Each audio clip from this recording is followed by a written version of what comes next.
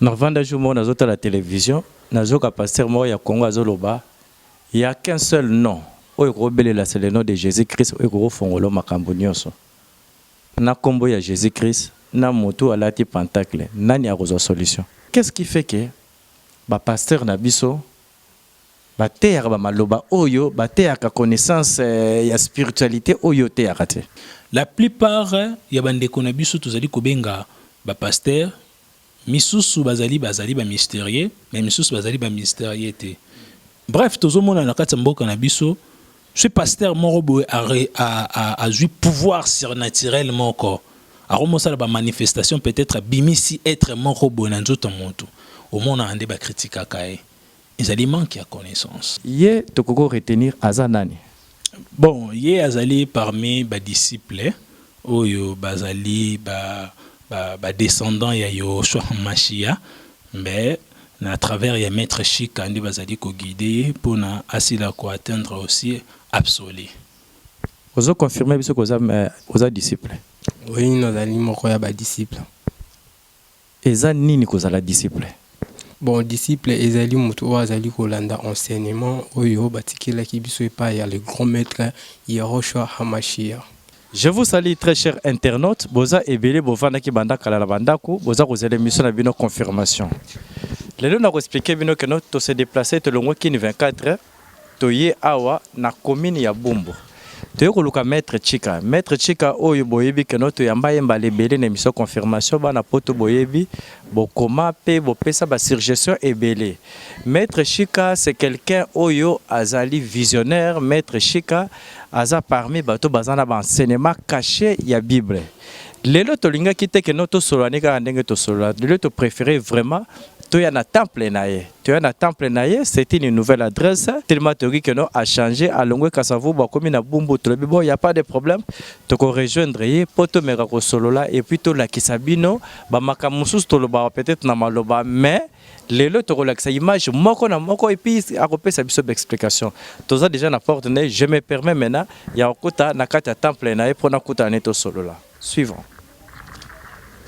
Tu as ce qu'on a kata temple. Wapesika na lobaki keno nazoya pona kutana na maître Chika to soloane en long et en large. Bozaki ebele ya retour na ngai pour bo message pe na confirmation B3. Ça fait un bout de temps à mon anakate. To verifia ba muso ba lobi azaka na kin, ba muso ba bi azana mikili, ba muso ba bi akoma ko vanda na Benin. Mais du moins tant on a prendre na zupe na ba précision kazana Kinshasa na bengi te aboya ko répondre na ba question na ngote. Nde apesinga adresse ou apesika bomona ndenge na kiti ndenge na koti pe ndenge na zane. Ensemble avec lui il y a beaucoup de choses à parler, mais le lot solo la karaté mais tozana besoin de démonstration ya image avec explication. Maître Chika, bienvenue, bonsoir à l'émission. Oui, bonsoir papa Charles Balaka. Ça va? Oui, très bien.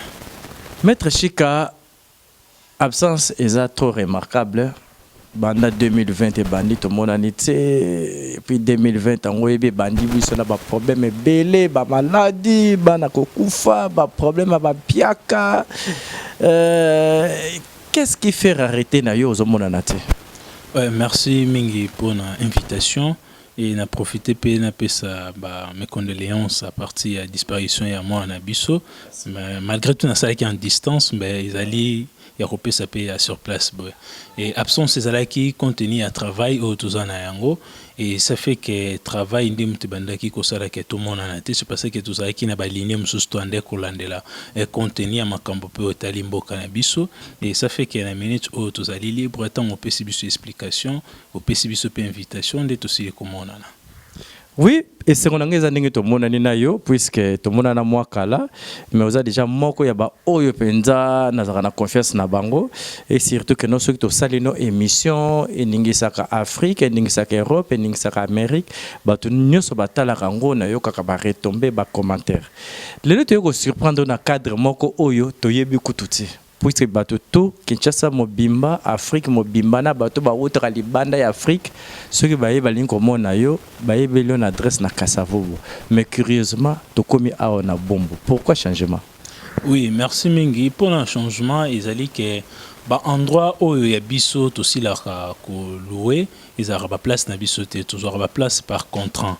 Alors ils ont ici comme sous ko luango pendant 3 ans, ils ont ici comme sous ko luango pendant 2 ans, ce contrat sili peut-être sengeli bo renouveler. Bon, culture yambo kana biso pe za la race pe contrat commis na sous que sengeli bo renouveler au moins a prix pe ça nini et commis élevé. Alors ceux qui aiment sous impossibilité zali bo za obligé à ko loke si comme sous bo changer contrat. Et c'est pour cela to signer contrat awambe biso moko to zali na construction ya temple na biso o ezali na masina na lupango temple yango moko sombaki pour nesa la construction nango à la prochaine des ezala siko place ya batu nyonso o bakubanda ko yasko pour na ko pratiquer et puis to tiasko ba selile partout presque na kati ya ville ya Kinshasa pour to zala dans le calme. Très bien, tu dans les calmes, ceux qui te ici quand abiso mo lokwa to sito zoa ki to si sara misala. Question liboso importance ya kozwa grand temple lokola awa puisque ce total parcelle oyo c'est une parcelle vraiment si vaste. Important c'est le port monene boy ezanini et puis d'où vient le financement? Oui, merci beaucoup. Ba financement ezoya na ba moyen presque belé. Ezoya sur les plans physiques et puis ezali koya aussi sur les plans spirituels. Ben ceux qui temple tous ali couper sa disposition il y a le pan mais à la temple c'est parce que tout ça il a une énergie ezali surnaturelle. Les énergies ezali surnaturelles et bon rappel ko fandi sa bango place moro ya bien.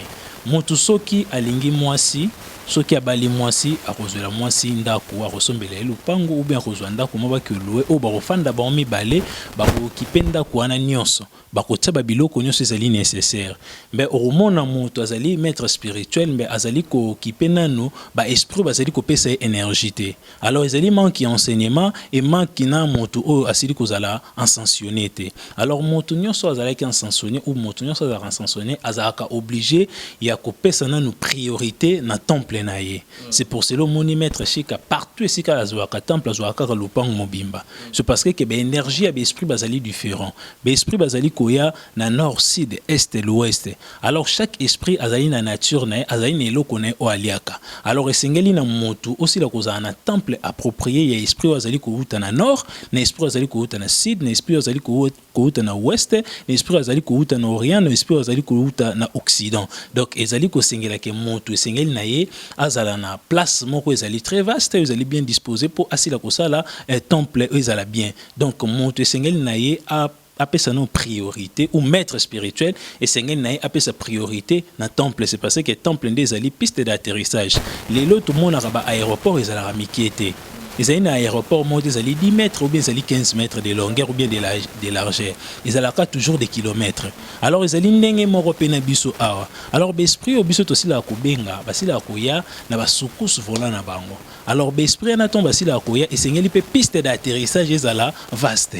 Bien sûr que ba chose spirituelle to ko comparer na ba chose ezali physique té, mais to ko zouande idée ya comparaison ana. Donc l'énergie spirituelle ya l'esprit tombe bayaka, tant tout ça la invocation na bango singela pe place wana ezala vaste. Donc il y a ngwana to conseiller pe na bato mususu bazali ba maître spirituel ou bazali ba guide spirituel basala effort ya kobongisa ba temple na bango. Mais tozali na deux formes ya ba temple. Ezali na ba temple mususu basela ka ba outil moko spécifique ou bien ba outil moko ba tosili ko benga par exemple mususu ba totem. Ba mususu basela ngo lokwa ba bikeko. Moto mususu akozwa énergie na ye akotango na kati ekeko mobo atango na kati ndako mo bazali ko travailler wana pe ezali mabete mais ba maître ya bongo mingi ezala ba maître bazana niveau mo ezali trop bas. C'est parce que maître ezali na niveau ezali très supérieur sengi na a disposer esprit na ye baza na capacité à voler partout. Alors ba maître mususu bazali na ba contrat vraiment très supérieur te ndako zo énergie na ye akotango na kati ekeko ou azwa akotango na kati eloko moko abandi ko travailler na yango. Ben biso to sali ko zala ba maître bazali ya univers tout entier donc to zana capacité ya ko za temple ezali monene même plus que koleka oyo peso ki nzamba pesi bakoki to kosila ko sala sous temple ezala plus que koleka oyo. Financement ezeuta wapi?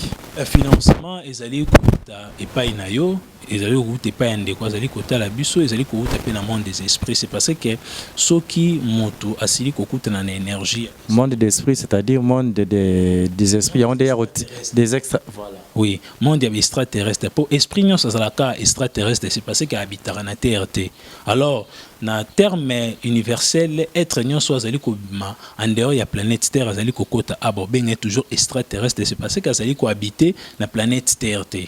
Alors baronde ba la rombongo financement na eutaka à partir na bango et financement na pesa ko uta partie ya physique a bango et pas na bango zo uta partie ya énergie bazali ko pesa yo. Alors esika o lumière ezali ko bima, esika o lumière ezali ko pela, esika o lumière ezali ko distribuer boka o kezala kate bénédiction ezala lokola mai ezali ko chuter na kati ya chute moko. Tokota nanda kuna yo na kati ya temple surtout talisa apparemment c'est la couleur rouge qui domine. Explication en rouge, ça veut dire quoi? Rouge symbolise la vie. C'est pour cela que sang et bâtonnion, c'est ya mondele, il y a peau jaune, il y a peau noire, il y a peau rouge, nion c'est la carte rouge. Les gens ne se posent pas des questions pourquoi bisogno se passe à la carte rouge, c'est parce que rouge symbolise la vie. Donc couleur rouge tous allez comme on a tout autour, ça dit que symboliser vie. Donc ici il y a la vie, ici il y a l'énergie vitale où ils allaient vivifier bateau. C'est pour cela que rouge ils allaient, mais ils allaient rouge à ma casse, ils allaient peine rouge à péter. Maître Chikazo rassuré biso lelo que non droit na ba téléspectateur na ba internet baza kotala ko repesa biso ba explication ya ba photo nyos o toza ko mona en termes clairs. Oui, c'est parce que derrière une image message ezala toujours na kati na yango. Ce que totalio na kingo olati pentacle moko o tozo mona basini ebele bele. Explication na goza nini? Pentacle o na lati ezali pentacle na biso ya la lumière dans le monde. Et si qu'on a sili cause à la visionnaire, la lumière dans le monde ezali créé des prix dans le livre ya Genèse chapitre 1 verset 3. Tant on zamba lobi que la lumière soit et la lumière fit, à partir de cela lumière est commise directement pour éclairer ba luminer nyonso o bazali ko botama. C'est parce que nous sommes nés pour briller dans cette terre. Alors ba pentacle o na sili kolata ezali na ba explication belé, ezali na création mokili, ezali pe na protection mokili, ezali pe na évolution mokili, ezali pe na avancement mokili. Ça fait que ça les mela bateau belé, peut-être bateau pe bazali na ba poto, peut-être pe bateau bazali na Kinshasa, incapacité à kosambela ezali azali na difficulté à kosala ba pratique spirituelle. Alors esengela kana bateau ana bazala na ba énergie moko boye oyo ekosila ko aider bango. Ba énergie wana nde tosila kotia yango na kati ya ba pentacle. Lokola pentacle o na lati ekosela mutu nyonso wa uzana yango posa. Soki mutu azali na posa azwa avancement na vie na ye a utiliser pentacle o. Soki mutu azali na posa avancement na sens nini? Avancement za na ba sorte belé. Peut-être mutu azomona ki azali ko poussa na liboso te na vie na ye azako se reculer. Financement komi pasi blocage ezali, envoûtement, évolution ezate. Soit évolution ezali, mais azana pose ya plus. Alors, esengeli na épée azana ba énergie mobe spécifique. Les énergies spécifiques ne ezali ba pentacle. Alors ba pentacle oyo tous les prophètes nyos ba utiliser ki yango. Lokola pentacle na biso oyo ezali awa ezali pentacle sans retour. C'est parce que ezali ko symbole, ezali ko cacher nom divin ya Nzambe, tous les 70 noms ya Nzambe, ezali ko cacher les 4 êtres vivants, ezali ko cacher les 24 veillards, ezali ko cacher l'humanité tout entière et puis ezali ko cacher les sous la puissance de Yeshua Mashiach qui est Jésus-Christ. Na d'autres doctrines sont de babengaka. C'est parce que c'est lui les grands maîtres ezali ko surpasser tous les grands maîtres au basila ko kita sur terre. Alors vu qu'il est grand maître atike biso pambate, atike biso na ba énergie spécifique ezali ba pentacle. C'est pour cela que Monique na kati centre spirituel la lumière dans le monde, ceux qui montent à une incapacité ou montent à aller membre à centre T, à une incapacité à recevoir la rituel, à une facilité il y a ko contacter pour assis la ko recevoir pentacle o. Ils allaient à la portée à tout le monde. Mais sengeli ce qu'on habite ni oyo zali ko zoyango. Mutu msusa ko zoyango peut-être pour fungola mabota. Et ça y na ba prière c'est parce que pentacle quand ils allaient boy, ils allaient à chaque cas au montazali na yango, ils allaient pe na ba prière au ba pesa. So y montalbi ke ngala on pentacle na msusu pona concevoir. Ba pesa ba prière neni na mutako ko concevoir, c'est parce que na monde des esprits impossibilités à la rater. Impossibilités à la monde na biso ba ime ba to physique. C'est parce que msusu na rideau oyo. Mais dans le monde des esprits, esprit a une capacité à repercer. Alors, si le pentacle on des ko cacher les énergies des esprits. C'est parce que l'esprit pende bazali wana ba respectera kaka moto oyo azali na ba symbole na bango. Moto azali ko porter symbole dans le monde des esprits, dans le monde angélique, ndazali moto ba esprit ba ko respecter, pe azali moto ko bénéficier na makambo ebele. C'est pour cela Yahweh ayebisa ki même Caïn na tie lembo na nzoto ya Caïn ke moto akomona ye asila koboma ete ba elembo wana ezali na ba forme ebele. Bible ezali ka na code o esili kopesa mbe faut en savoir ya ko décoder yango. Kotanga Bible était en étant qui était en veille mort biblique. Le livre géographie morobo. Ozo kotanga mbe ozo comprendre un mystère ezana katité. Alors faut tanga yango pona ko décoder. Tant Nzamba ebisaki Caïn ke na tie lembo don Nzambe alatisaki Caïn et l'autre aussi ko benga pentacle. Oyo na sili kolata et tant que Caïn sili kolata ngo ezalaki na durée éternité. C'est parce que pentacle nyonso ezalaka na temps nango esengeli durée. C'est parce que derrière pentacle énergie bomba mawana na terme mystère mosusu babenga ngo égrégore. Alors égrégore pe ici la rakoza la chargé tant mutazali ko sala ba pratique. C'est pour cela pe moto azali na pentacle ou bien bato basila ko ba pentacle na ba loge mususu ba sila pe ko déclarer ba komela ngai maître tala na zoki pentacle place X mais pentacle ezali ko marcher te au mona so landeli moto ana interroger le pentacle na a charge ka yango te tant yo zali ko charger yango te comment fait-il que pentacle na ça nene et ko se manifester et sengi na bato basila ko charger ba pentacle yango wana moto ko bénéficier ko so pentacle o azali na capacité à charger énergie et puis moto azali ko so pentacle o azali na capacité ya ko faire ya ko sa sortir na ba problème nyonso o ya ko za na yango. Alors ce qui moto azali na posa asila ko so pentacle akia ya ko contacter biso nda asila ko so pentacle pour asila ko so évolution ou bien solution et par rapport ya makambo o ya zali ko luka. Na vanda jumo na zota la télévision na zoka pasteur mo ya Congo azoloba il y a qu'un seul nom. C'est le nom de Jésus-Christ. Na kombo ya Jésus-Christ, na moto alati pentacle. Nani a solution. Mystique ezali au-delà de la religion. C'est parce que religion tout le monde a une forme et manière batu oyo basili kosangana. Ba réunir batu moko boye po ba mema batu na voix moko o ezali divin. Mais mystique bande ko exister avant yango. D'ailleurs, Jésus-Christ, c'est quand même la branche à Jésus-Christ. Jésus-Christ a jamais causé la pasteur. Jésus-Christ a jamais causé la prophète. Jésus-Christ a jamais causé la berger. Jésus-Christ a qui maître spirituel. C'est pour cela Aloba qui très bien que aller faire de toutes les nations mes disciples. Alors bato babenga bon ba disciples, ils ali bato o bazali ko sanini. Bato bazali ko suivre maître. Donc Jésus-Christ est qui maître spirituel. Ande ko like bato ba pratique occulte. Et prier moto yaki ko déchiffrer tous les mystères nyonso o ba Moïse ba Abraham ba like bato ba tsela ko comprendre en côté. Alors vu que Jésus-Christ est une initiation mobe très élevée, ceux qui a le terme morobo o ezali initiatique, batunde bande ko mona lokola zolo bana ba parabole. Or biso ba mystérieux tondolo ba ke azali ko lobisa biso na langage ezali initiatique. Par exemple, tango lobi ke ndenge mo ezali ko bima na tongo ezali ko kota na pokwa bozomona te ke nature ezali ko enseigner biso wana ezali parabole mystère. Alors biso sengela biso to ba très bien ke azali ko initier batu ke mo ndenge zo bima ti ezo kota e eleksa motu ke ozana bandeli pe ozana suka na yo. Si qu'il faut initier à comprendre que Jésus-Christ a dit que ozana ebandeli pe na suka. Alors yosko na katikati entre alpha et oméga yo zali na temps. Il faut que luka obongisa temps na yo. Comment fait-il ce obongisa temps à partir des pratiques ozali occultes. Jésus-Christ a silé ko like sabatu tous les pratiques ozali qui occultes, c'est pour cela ngai na sili kozala donc descendant direct de Jésus-Christ. Ne na sili ko like sabatu mission na aussi la continuité, il y a au maître Ebisaki Batouke à le faire de toutes les nations mes disciples. Alors si ko bateau basi la ko banga mystère, ne ba kendasko ko s'appuyer na kati ya religion. Tant on allait ko s'appuyer na kati ya religion, on allait maman ko lala. Or religion paix sans la spiritualité au tika la ko évoluer. Donc ndeko pasteur X ou bien ndeko pasteur Y que seigneur ne a pratiqué ba pratique au Jésus abande ko sala. Jésus azaki na 70 disciples. Sur 70 ana, ezali kaka 12 o bazaki Eli. Mais sur 12 wana alongole lisusu 3 pour l'accepter ba grand mystère. Et parmi les 3 ana alakisaki montu moko mystère ya révélation ya ko fungola ba porte angélique. Ezalaki Jean. C'est pour cela au monaki grand maître Jean nemta européen biso Apocalypse. C'est parce que yé mutazalaki na clé ya ko fungola ko ke au mona ba divin.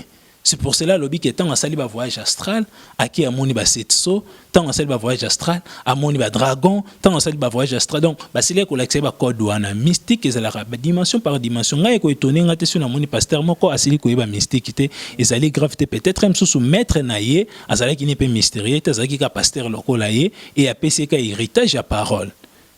Donc Jésus-Christ azali le maître spirituel azali mystérieux.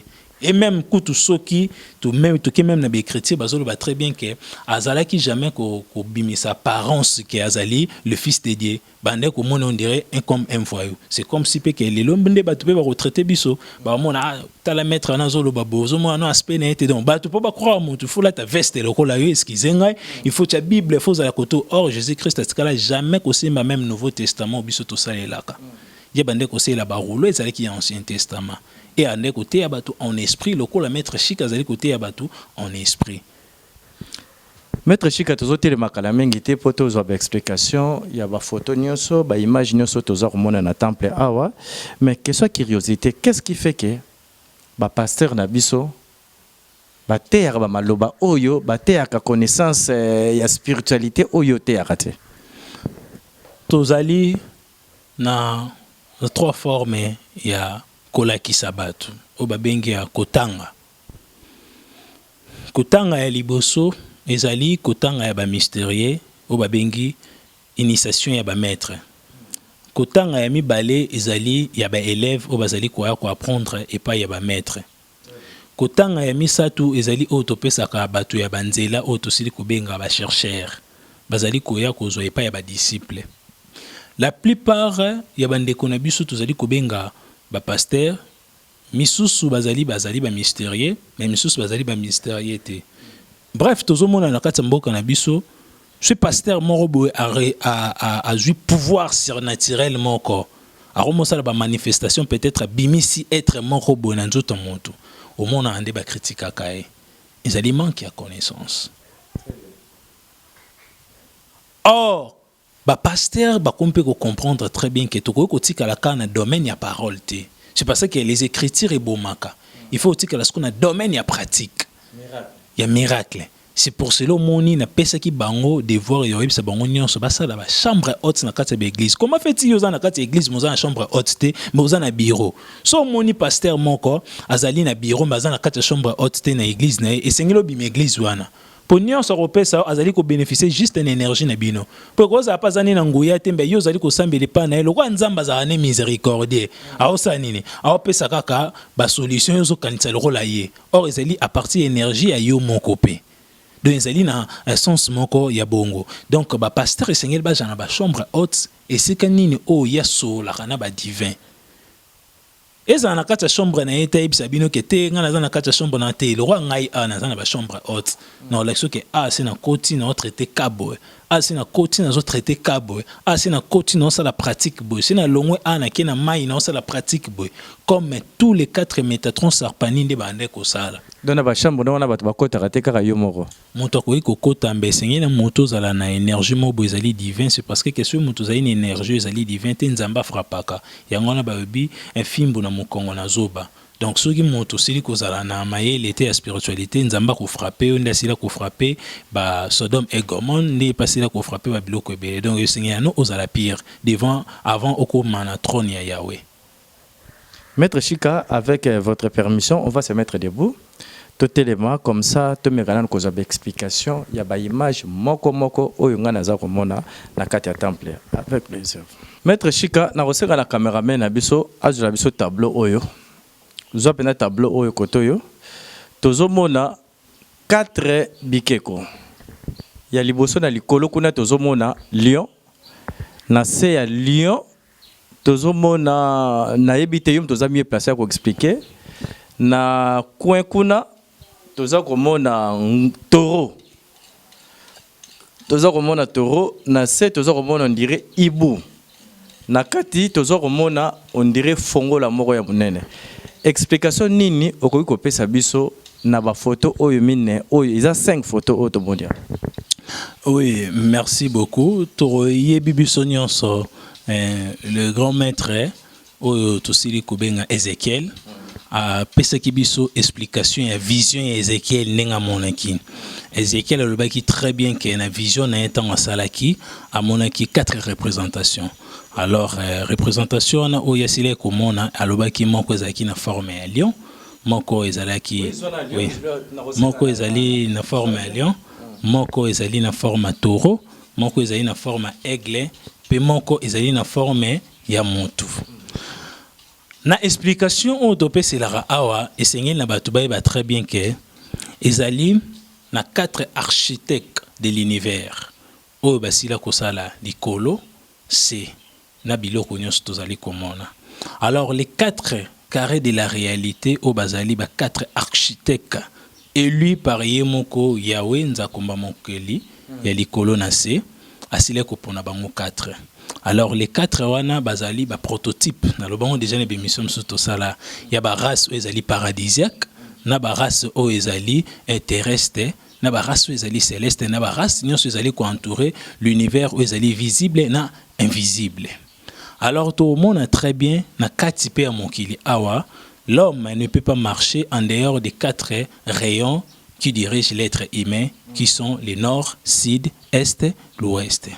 Par explication, tu peux pousser na po bato mususu ba mona très bien. Voilà. Tout le monde a très bien, vous allez comment on a voilà. Taureau. Caméra, ya poussa na maintenant, poussa. Vous avez mona awa. Taureau azana forme ya mapapo. Alors, awa pe taureau mona très bien tous en lion. Lion. Quelque part, Yoshua Mashiach biso, il est le lion de la tribu de Juda. Batubele bande ko comprendre te.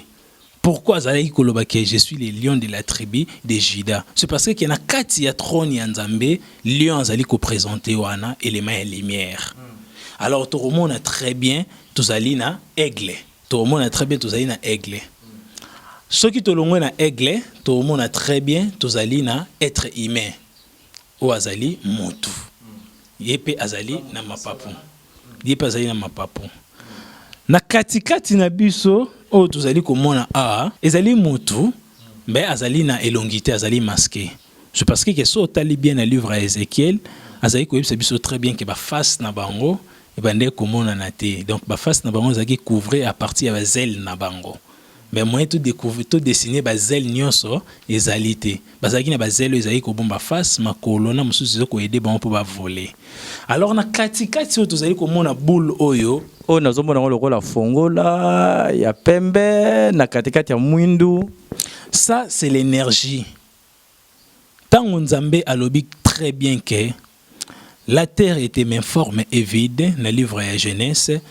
Terre ezalaki na forme te. Likolo pe ezalaki na forme te.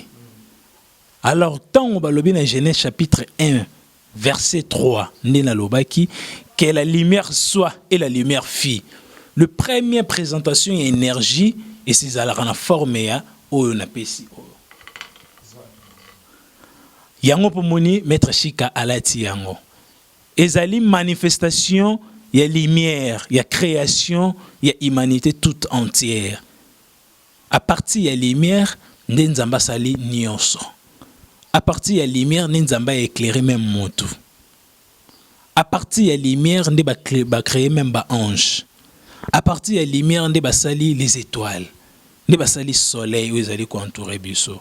Donc présentation où ils allaient awa, ils allaient kolaksa biso les 4 carrés de la réalité qui sont les 4 porteurs du trône ya Nzambe. Oh basimbi trône ya Nzambe, basimbi nguya ya Nzambe.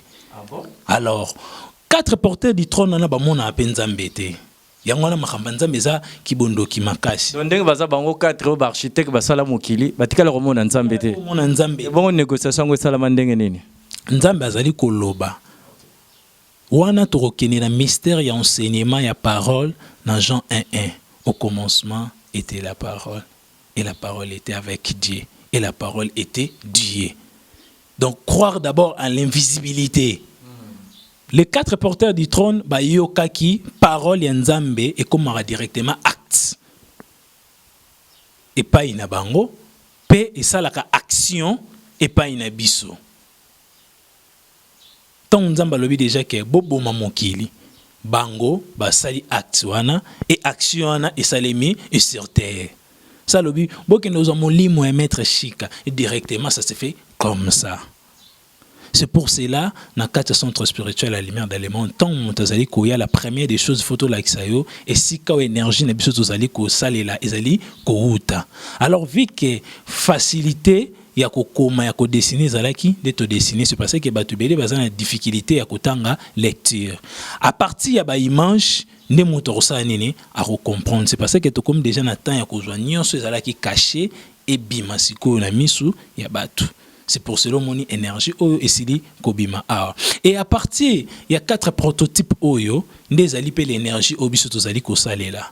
Le premier métatron obiso to salelaka, c'est lui-là qui est Enoch. Le deuxième métatron, c'est lui-là qui est le taureau qu'on appelle Élie. Le troisième métatron, c'est l'aigle qu'on appelle Moïse. Et le quatrième métatron, c'est Yehoshua Hamashia. Ndazo qui forme un motu. Nzambe alati ko forme un motu. Aye ko pesa ba enseignement. C'est pour cela loba qui très bien. Na ye kolongola te pe ko bakisa te na oyo Moïse aloba ki menaye ko sa nini ko sukisa. C'est parce que ye muta ki le tout dernier métatron. Et puis na ba vie métatronique bazwaka de vie.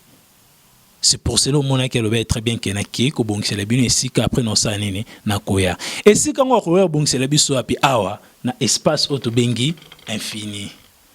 À partir de l'espace A, il faut créer les biso un monde où le biso va être humain to kinesko ko ça nini ko fanda. D'où ba rezoira les mêmes mondes oyo ba rendre en siko na perfection moroboé et surnaturel ba olongola liwa. Ba rotika ba ba vivre temps belé. C'est pour cela, dans le 4 centres spirituels à la lumière d'éléments, on a enseigné le pouvoir de tous les 4 métatrons. Yango ano moniso moto voire même a eu énergie au Moïse azalaki nango o babengi énergie ya aigle a survoler makasi. Ce qui peut émote eu énergie autozui ko benga fils de Dieu ya Yoshua Machia a ko survoler de plus. Alors que le maître Chika azali maître azali ko englober tous les 4 énergies na katina et moto azali ko landa maître Chika père aussi la ko bénéficier na kati énergie na siko azali na énergie moko oyo bato beli ba se poser ba question o pe bato beli msusu batu na raté o be bato msusu ba komi tout na babi oh mais où est Melchisedec? Melchisedec bato beli ba pensaka lokola azali papa moko boye na mandefu ebele koko moko bote. Melchisedec ezalo ko epa na biso ande tozo benga cour de cassation. C'est-à-dire quoi? Donc bazali likolo ezali lo ezali likolo ya tribunal. Na mboka na biso ato benga ngo cour de cassation. Donc Melchisedec même aussi Jésus-Christ qu'on appelle Yoshua Machia, il est aussi Melchisedec. Même aussi Moïse, il peut être aussi Melchisedec.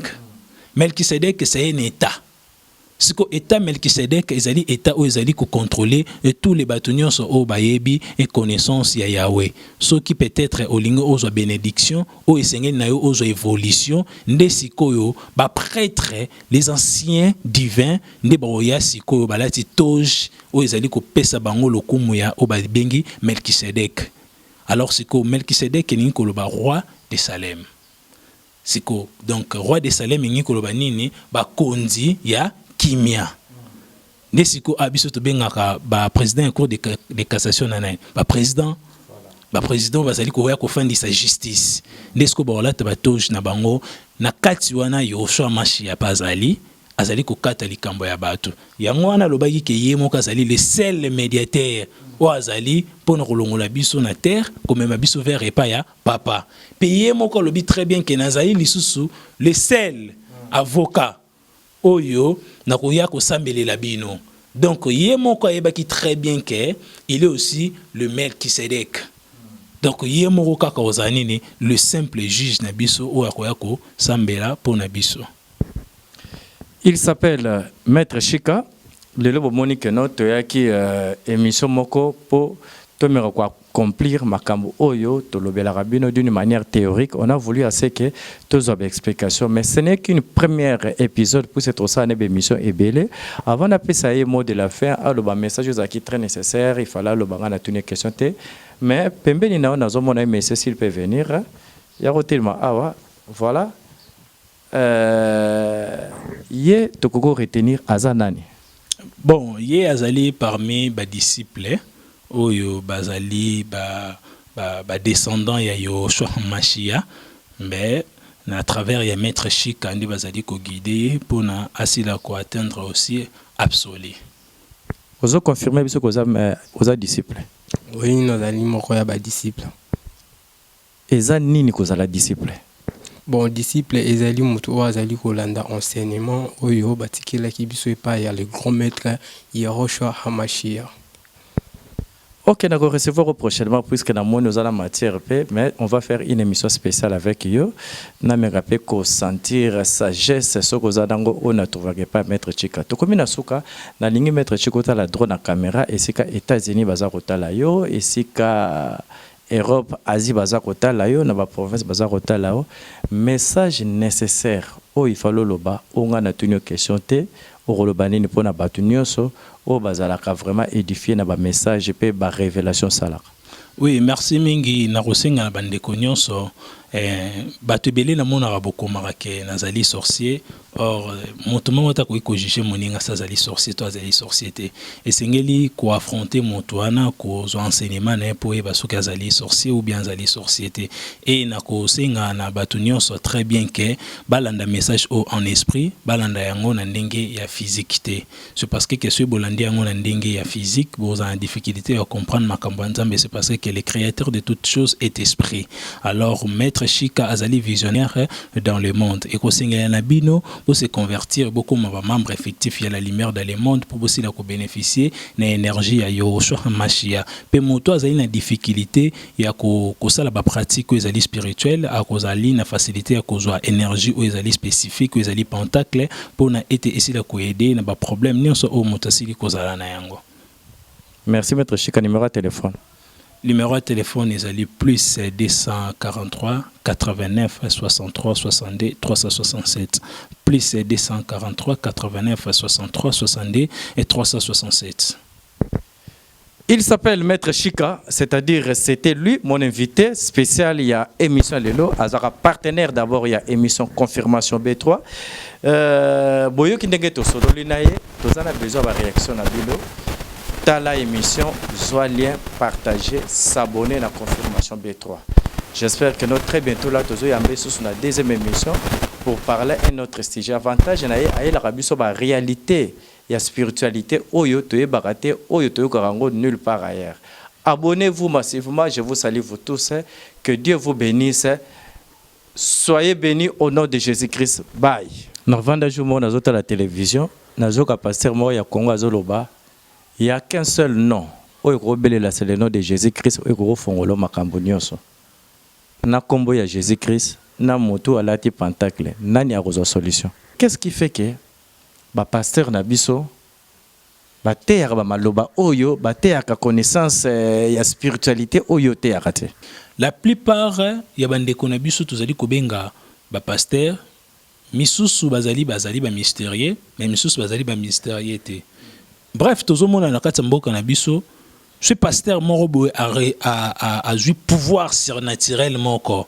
A remonté la manifestation peut-être bimisi être morobo dans tout le monde. Au monde a un débat critique à Kaye. Ils allaient manquer à connaissance. Yé tokoko retenir azanani. Bon, yé azali parmi ba disciples oyo bazali ba descendants ya Yoshua Machia, mais à travers les maîtres Chika ndi bazali ko guider pour na asila ko atteindre aussi absolu. Vous confirmez que vous êtes disciple. Oui, nous allons disciple. Et ça nini kozala disciple. Bon, disciple ezali mutu oyo azali kolanda enseignement oyo batikelaki biso epai ya le grand maître Yehoshua Hamashia.